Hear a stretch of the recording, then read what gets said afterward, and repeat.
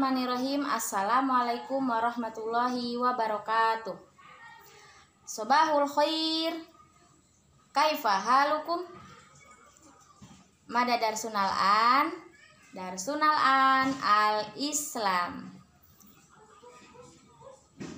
Pada kesempatan pagi ini ya, Us akan membahas ulang tentang materi al-Islam, karena materi al-Islam itu setelah PTS ada 3 KD ya. Yang KD 3.14 yaitu yang membahas tentang kurban dan akikoh. Materi ini sudah Us sampaikan ya, sudah kita bahas di minggu pertama setelah PTS. Jadi sekarang hanya pengulangan saja, karena materi al-Islam itu kita sudah selesai sampai sejarah sejarah Nabi di masa kecil. Jadi ada 3 KD. Yang pertama KD 3.14 kurban dan akikoh, yang KD 3.15 ulul azmi, yang KD 3.16 itu sejarah Rasulullah masa kecil ya. Jadi pada kesempatan kali ini Us akan mengulang saja ya. Insya Allah kalian sudah sering membaca dan sudah sering diulang-ulang. Insya Allah semuanya sudah di luar kepala ya. Oke, mari kita mulai dengan bacaan basmalah. Ya, kurban ya. Kurban itu memiliki 2 pengertian. Yang pertama kurban menurut bahasa, dan yang kedua kurban menurut istilah. Nah, pengertian menurut bahasa itu pengertian yang sangat singkat ya, sedangkan pengertian menurut istilah itu pengertian yang panjang ya. Nah, apa kurban menurut bahasa? Kurban menurut bahasa itu yaitu pendekatan diri kepada Allah ya. Kurban menurut bahasa pendekatan diri kepada Allah. Sedangkan kurban menurut istilah itu menyembelih hewan ya, menyembelih hewan dengan niat untuk mendekatkan diri kepada Allah ya, sesuai dengan syarat dan ketentuan yang sudah ada. Nah, kemudian kurban juga memiliki istilah udhiyah ya. Jadi selain kurban itu ada namanya udhiyah. Ini berasal dari kata bahasa Arab. Apa artinya udhiyah? Udhiyah juga memiliki 2 arti ya. Yang pertama, udhiyah itu artinya menyembelih hewan kurban pada waktu sholat duha. Dan yang kedua, udhiyah itu penyembelihan hewan ya di hari raya Idul Adha, yaitu pada tanggal 10 Zulhijjah ya. Nah, kurban ini tercantum di dalam ayat Al-Qur'an. Dalilnya itu ada di dalam ayat Al-Qur'an surat Al-Kautsar ayat 1 dan 2 ya. Tercantum di dalam surat Al-Kautsar ayat 1 dan 2. Bagaimana bunyinya? Inna a'toinakal kautsar fasholli lirabbika wanhar. Nah, fasholli di ayat yang kedua ya, yang lebih ditekankan lagi di ayat yang kedua, fasholli maka sholatlah lirabbika kepada Tuhanmu, wanhar dan berkurbanlah ya. Wanhar itu artinya dan berkurbanlah. Jadi anjuran untuk melaksanakan kurban itu tercantum di dalam surat Al-Kautsar ya. Nah, kurban ini berasal dari sejarahnya Nabi siapa yo? Nabi Ibrahim dan Nabi Ismail. Nabi Ibrahim memiliki anak yaitu Nabi Ismail ya. Jadi kisahnya berawal dari kisah Nabi Ibrahim dan Nabi Ismail. Mungkin kalian sudah sering membaca kisah Nabi yang 25 nabi itu, salah satunya yang berkaitan dengan materi kita ini yaitu Nabi Ibrahim dan Nabi Ismail. Kemudian di dalam kurban ya ada macam-macamnya juga. Nah, apa aja macam-macam hewan kurban ya. Macam-macam hewan yang bisa digunakan untuk berkurban itu apa? Apakah semua hewan itu bisa digunakan untuk kurban? Tentu tidak ya. Jadi hanya beberapa saja yang sudah ditentukan di dalam Al-Qur'an. Jadi hanya ada 3 saja. Apa itu? Ya, yang pertama unta. Kalian sudah pernah naik unta? Ya. Itu unta bisa digunakan untuk berkurban. Kemudian yang kedua, sapi atau kerbau. Nah, sapi atau kerbau ini juga bisa digunakan untuk kurban. Yang ketiga, kambing atau domba. Ya, yang ketiga kambing atau domba. Nah, 3 binatang atau 3 hewan ini yang bisa digunakan untuk kurban. Selain ini tidak diperbolehkan untuk disembelih ya, disembelih untuk berkurban. Kalau seperti ayam dan yang lainnya boleh disembelih ya, yang dihalalkan boleh, itu hanya untuk dikonsumsi, tetapi yang untuk digunakan untuk berkurban ini hanya 3 saja. Dari 3 macam hewan kurban ini maka ada ketentuannya ya. Nah, unta ini kan posturnya besar. Jadi jika kita berkurban unta, maka ya bisa digunakan untuk 7 orang atau 10. Jadi bisa digunakan untuk 7 sampai 10 orang kalau unta ya. Kalau misalkan sapi atau kerbau itu digunakan untuk 7 orang, untuk 7 orang saja ya, untuk 7 orang saja. Kalau misalkan kita mau berkurban dengan kambing atau domba, maka cukup 1 ekor kambing untuk 1 orang ya, 1 ekor kerbau atau sapi untuk 7 orang, dan 1 ekor unta itu bisa 7 sampai 10 orang. Nah, ini macam-macam hewan kurban dan ketentuan jumlah peserta kurbannya ya, peserta yang berkurban.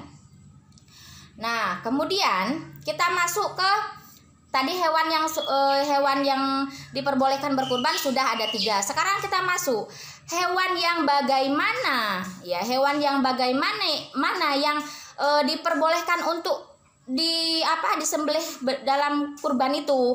Nah, tentu harus hewan yang memenuhi kriteria ya. Kriterianya seperti apa? Yang pertama ya, hewan ini harus dalam keadaan baik ya. Kemudian yang kedua, hewan ini harus postur tubuhnya ya, bentuknya itu harus baik, gemuk, kemudian bertanduk ya. Karena hewan yang digunakan untuk kurban ini kan hewan yang jantan ya. Kemudian selain hewannya baik, kemudian badannya gemuk dan bertanduk juga, hewan ini harus cukup umur ya, telah memasuki umur ya yang sudah ditentukan. Kalau misalkan kita mau berkurban unta, maka unta ini harus berusia 5 tahun dulu ya. Kalau misalkan kita mau berkurban sapi, maka sapinya harus minimal usianya 2 tahun. Kalau kita mau berkurban kambing, maka kambing atau domba, maka kambing ini ya usianya harus minimal 1 tahun. Jadi kalau memang belum masuk di usia tersebut ya, seharusnya kita mencari yang sudah masuk umur dulu ya.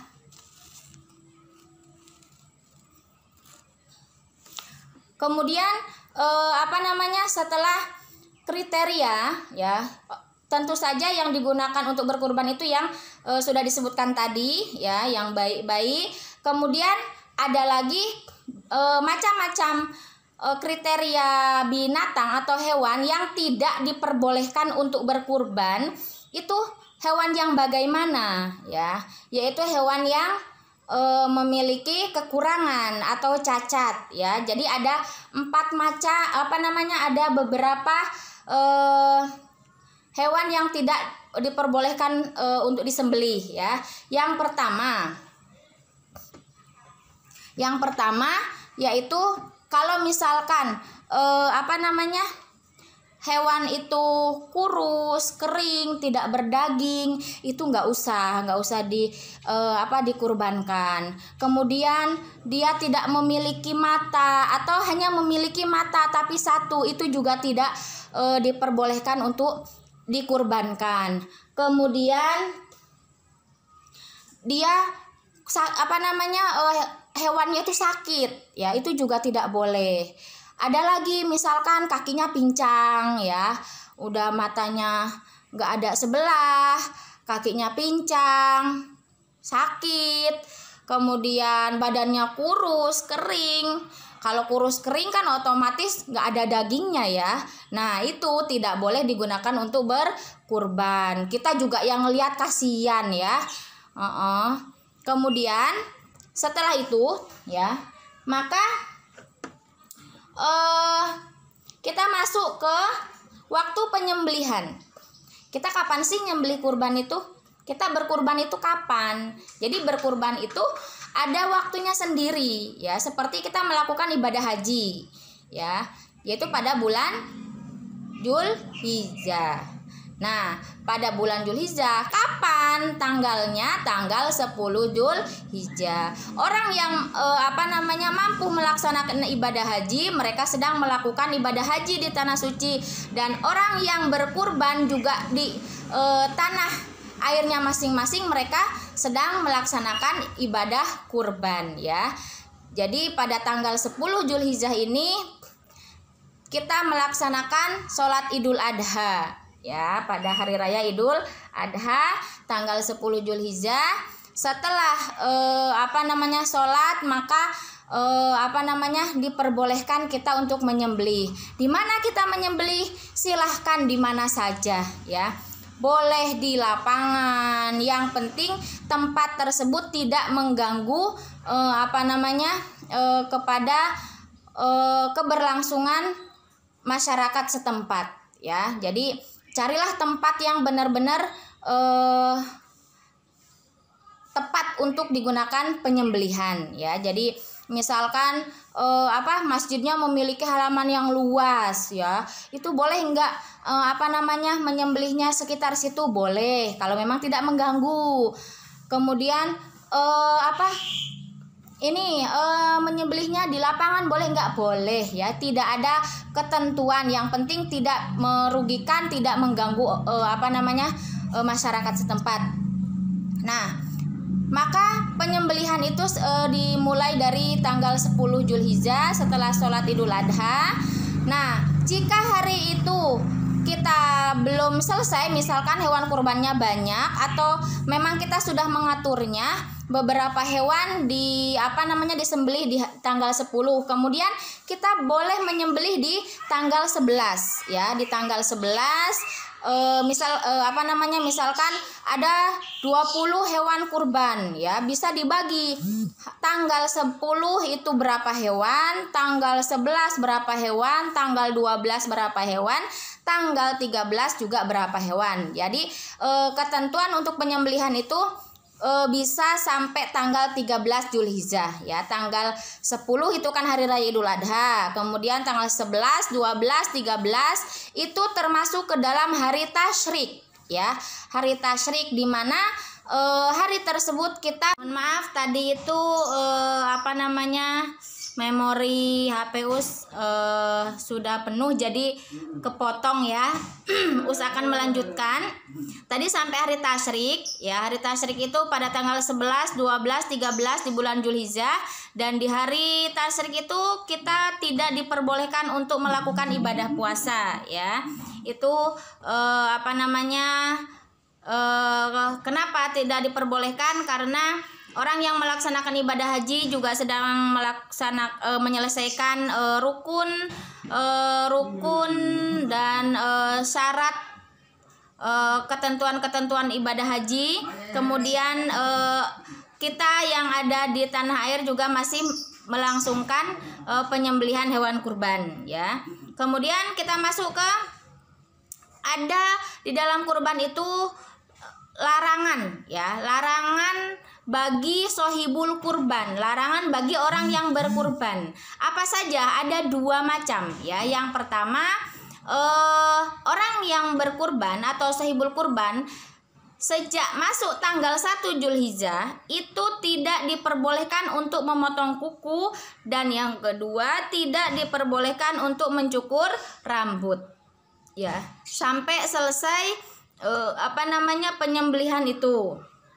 Waktu penyembelihan kurban selesai hari tasyrik gitu. Kalau misalkan udah lewat hari tasyrik, boleh nggak us kita potong kuku atau potong rambut? Boleh, silahkan ya. Nah kemudian setelah larangan ada lagi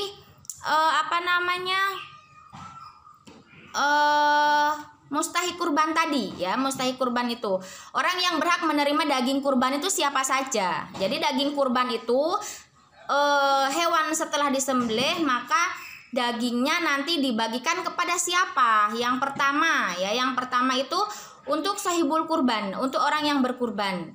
Dan yang kedua untuk fakir miskin ya. Yang ketiga ya untuk kerabat, saudara atau orang-orang sekitar yang ada di tempat tersebut ya.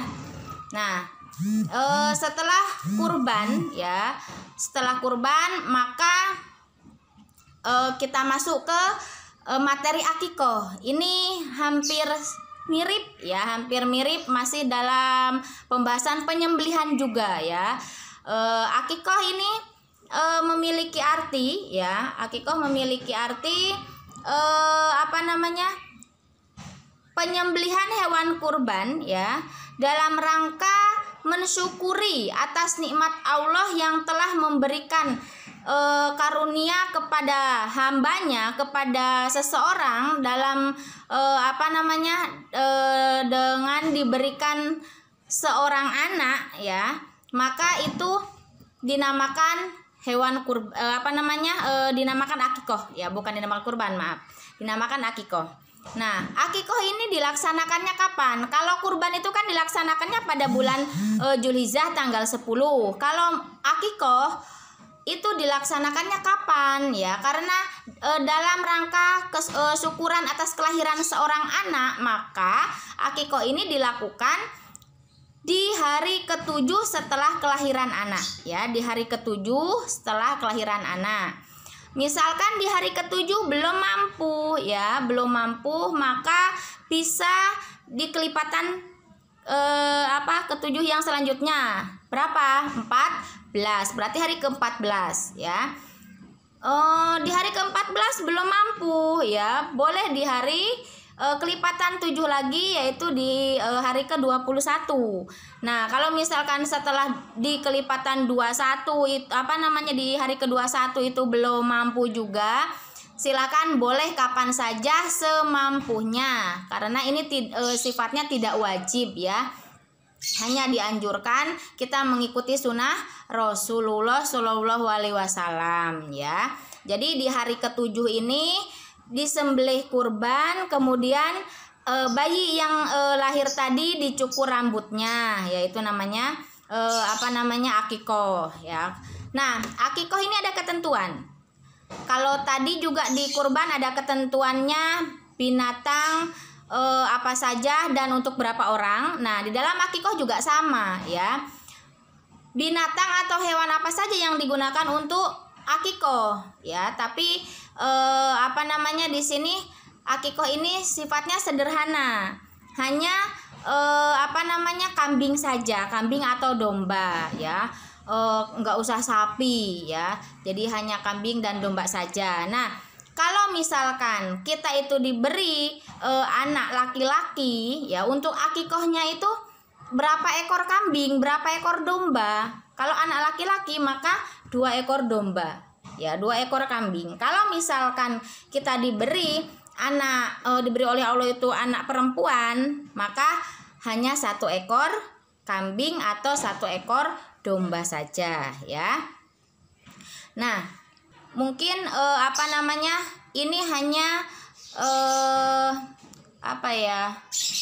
hanya poin-poinnya saja yang bisa sampaikan. Nanti kalian misalkan ada pertanyaan atau hal-hal yang belum sampaikan, bisa kalian menghubungi langsung ya. Kurang dan lebihnya mohon maaf. Nah, tatim bilhamdalah ya. Di rumah sehat-sehat ya. Jangan lupa sholat sama baca Qurannya, hafalannya tetap dijaga ya, biar tidak hilang. Nanti kalau misalkan kita sudah hafal tetapi kita tidak mengulangnya, maka hafalan yang sudah kita hafalkan itu akan lama-lama akan hilang ya. Kita akan lupa dengan surat yang sudah kita hafalkan. Itu sangat disayangkan sekali. Jadi pesan, jaga kesehatan, jaga sholat, jaga kesehatan, baca Qurannya. Kalau cukup minimal 1 hari 2 ayat ya, minimal. Kalau misalkan ini kan waktunya lebih banyak nih di rumah, kalian bisa menambah sebanyak mungkin, selonggar kalian. Semua itu pahala untuk kalian ya. Sehat-sehat di rumah. Jangan lupa bantu ayah ibu ya. Salam kangen dari Assalamualaikum warahmatullahi wabarakatuh.